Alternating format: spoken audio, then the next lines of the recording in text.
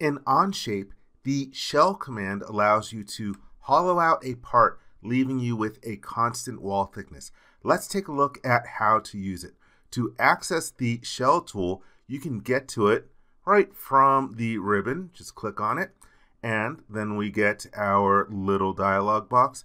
First thing that we need to pick, the faces that we want to remove. I have a pitcher model, and obviously I want to be able to fill it with liquid, so I can pick the top surface to remove. You can see a preview of what we're going to get. Here we have a default thickness. I'm going to crank this up. Let's make this a value of 10. And now you can see the preview. When I'm happy, I can hit the check mark. Let me go to my drop-down menu so I can activate a section view. And for the section plane, let me use the keyboard shortcut of P to access my planes. Let me select this plane and then hit the check mark. Let me hit P once again to turn off the display. And there you can see how it is hollowed out with that constant wall thickness. Now, a couple things about this. Let's go back to the shell command.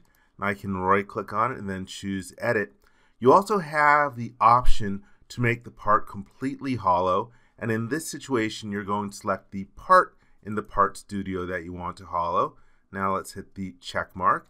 And there you can see that we have a completely hollow part. But again, that is not of any practical use. Let's go back to the shell command and edit from the right mouse button menu. I will uncheck the hollow option, and it goes back to using the previous face, and then hit the check mark. And there's one other issue with this particular shell that I've put in the model. If you'll notice, it also hollows out the handle, which is very difficult and expensive to manufacture. I don't want that. So one way that I can handle that is by changing the order of this feature in the feature list. I can grab the shell and I'm going to drag it to appear above the handle, and that way the handle is filled in and isn't affected by the shell operation. One other thing to note about the shell tool, you have the ability to flip the thickness to the outside. And this is something that I will use when I am defining the internal volume to be held and then making the container around that shape.